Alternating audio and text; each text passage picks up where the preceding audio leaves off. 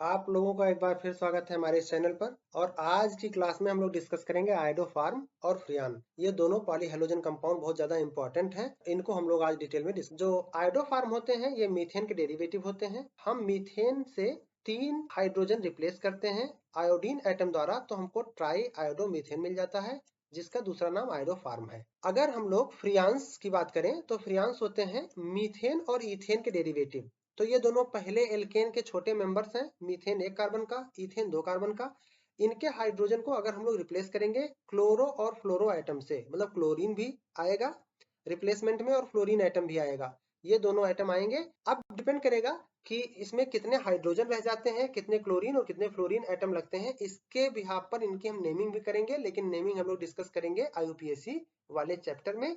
हम लोग यहाँ पर इनके दूसरे डिटेल फैक्ट्स को डिस्कस करने। जो आयोडोफार्म होता है ये काफी दिनों से यूज किया जाता है एंटीसेप्टिक के तौर पर, यानी घाव रोधी के तौर पर। जो शरीर में कभी किसी चोट के कारण घाव लग जाता है, उस घाव की पूर्ति में इसका बहुत ज्यादा रोल होता है। और जो इसकी एंटीसेप्टिक प्रॉपर्टी या घाव पूरा करने की जो प्रॉपर्टी होती है, ये due to liberation of free iodine होती है। तो ये आयोडीन जो होती है, फ्री आयोडीन, यही घाव पूरा करने में रोल करती है। सीधे सीधे आयोडोफार्म का घाव रोधी तौर पर या घाव पूर्ति रोधी तौर पर सीधे सीधे एप्लीकेशन नहीं होता है। एक इंपॉर्टेंट और बात है, जो आयोडोफार्म का स्मेल होती है ये बड़ी ऑब्जेक्शनेबल होती है, बड़ी बेकार सी स्मेल होती है। इसलिए इसका एप्लीकेशन भी बहुत कम कर दिया गया है और इसको अब रिप्लेस कर दिया गया है ऐसे फार्मूलेशन से जो आयोडीन रखते हैं, जिनसे हम लोग आयोडीन मिलता है और आयोडीन देने वाले दूसरे कंपाउंड्स का एप्लीकेशन किया जाता है आयोडोफार्म की जगह पर। आयोडोफार्म के कुछ और इंपॉर्टेंट फैक्ट जो हैं, ये पीले कलर का एक पाउडर होता है, हम लोग जानते हैं। और साथ में ये क्रिस्टलाइन सॉलिड है। तो क्रिस्टलाइन सॉलिड है तो कुछ इंपॉर्टेंट प्रॉपर्टीज क्रिस्टलाइन सॉलिड वाली हम लोग आगे इसकी मिलने वाली भी हैं। इसकी एक पंजेंट कैरेक्टरिस्टिक स्मेल होती है और इसीलिए इसका ज्यादा एप्लीकेशन भी नहीं होता है। ये वाटर में इनसॉल्युबल होता है क्योंकि एक ऑर्गेनिक कंपाउंड है, तो ये ज्यादातर ऑर्गेनिक सॉल्वेंट में ही डिसॉल्व होगा। तो ऑर्गेनिक सॉल्वेंट जैसे ईथर हो गया या अल्कोहल हो गया, इसको इजिली डिसॉल्व कर लेते हैं, जबकि वाटर में इनसॉल्युबल होता है। अगर इसकी मेल्टिंग पॉइंट की बात करें तो मेल्टिंग पॉइंट एक क्रिस्टलाइन सॉलिड का कैरेक्टरिस्टिक होता है कि शार्प मेल्टिंग पॉइंट। तो इसका मेल्टिंग पॉइंट भी 119 डिग्री सेल्सियस है और ये कोई लंबी रेंज के टेम्परेचर में मेल्ट नहीं करता है, एक स्पेसिफिक टेम्परेचर पे मेल्ट करता है, जो इसका मेल्टिंग पॉइंट है 119 डिग्री सेल्सियस। ये क्रिस्टलाइन सॉलिड का कैरेक्टरिस्टिक भी है। हम लोग अब फ्रियान की बात करेंगे तो फ्रियान होते हैं chlorofluoro carbon compound. Carbon compound में हम लोग मीथेन और इथेन, जो एल्केन के पहले दोनों मेंबर हैं, छोटे ही हैं, 1 कार्बन वाला मीथेन और 2 कार्बन का इथेन, इनके ये डेरिवेटिव है क्लोरो और फ्लोरो डेरिवेटिव है। इनको हम लोग कलेक्टिवली फ्रियान के नाम से जानते हैं। ये काफी स्टेबल होते हैं, एक्सट्रीमली स्टेबल होते हैं फ्रियान्स।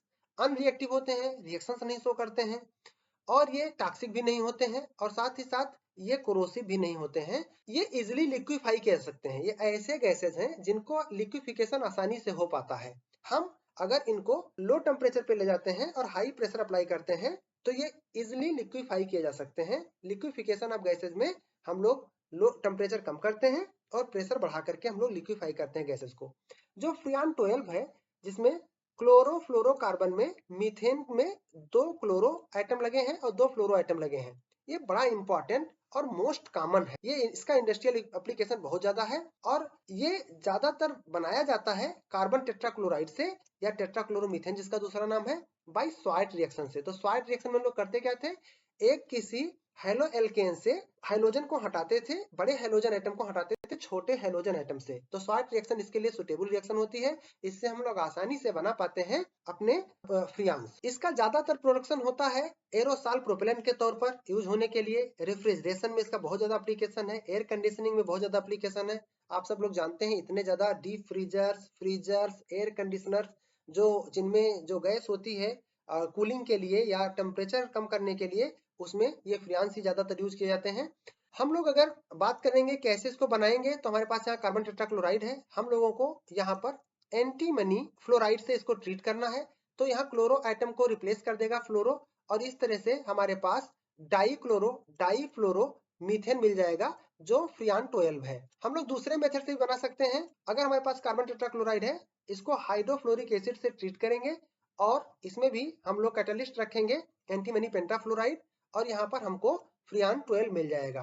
अगर बात करें 1974 तक, लगभग आज के 50 साल पहले तक, मतलब 2024 में हम लोग बात कर रहे हैं, तो आज के 50 साल पहले तक फ्रियान का जो वर्ल्ड वाइड प्रोडक्शन था, पूरी दुनिया में ग्लोबल प्रोडक्शन था, लगभग 2 मिलियन पाउंड था। हर साल एनुअली इतना ज्यादा प्रोडक्शन इसका होता था। और जो फ्रियांस यूज होते हैं ज्यादातर रेफ्रिजरेशन में यूज होते हैं, हम लोगों ने बात किया। ये एक बार रेफ्रिजरेशन में रेफ्रिजरेशन पर्पज के लिए यूज किए जाने के बाद वहां से डिफ्यूज होते हैं, और डिफ्यूज होकर के ये एटमॉस्फेयर में चले जाते हैं। एटमॉस्फेयर में जाते हैं तो एटमॉस्फेयर में लोग जानते हैं कि अर्थ सरफेस से ऊपर स्ट्रेटोस्फीयर जो लेयर होती है, वहां पर ओजोन लेयर है, और ओजोन लेयर में ये जाकर के इनिशिएट करते हैं रेडिकल रिएक्शन, मतलब एक तरह से चेन रिएक्शन शुरू करते हैं, और उससे ओजोन के मॉलिक्यूल टूटने लगते हैं, और वहां पर डिप्लीशन होता है ओजोन लेयर में। ओजोन लेयर का नेचुरल बैलेंस जो होता है वो अपसेट हो जाता है, डिस्टर्ब हो जाता है, और जानते हैं आप कि अल्ट्रावायलेट रेडिएशन आने के चांसेस बढ़ जाते हैं। ओजोन होल के बारे में आपको पता है। ये काफी स्टेबल होते हैं, 550 डिग्री सेल्सियस तक स्टेबिलिटी इनकी देखी गई है। और इसके साथ में जो सबसे ज्यादा कॉमन फ्रियान है वो फ्रियान 12 भी है। आइडियली कंडीशन में ये फ्रियांस गैसेस होती हैं, ये छोटे मॉलिक्यूल होते हैं, तो ये नॉर्मली ज्यादा मॉलिक्यूलर मास के होते नहीं है, और ये गैसेस होते हैं ऑर्डिनरी टेम्परेचर पर। इनका बॉइलिंग पॉइंट अगर बात करें फ्रियान 12 का, तो वो है -29.8 डिग्री सेल्सियस। तो ये माइनस टेम्परेचर पे ही बॉयल हो जाते हैं, यानी ये और इजिली लिक्विफाई भी हो जाते हैं, ये भी आप लोगों को पता है। ये ज्यादातर यूज किए जाएंगे एयर कंडीशनिंग में और रेफ्रिजरेशन में इनका एप्लीकेशन होगा। Thanks for watching.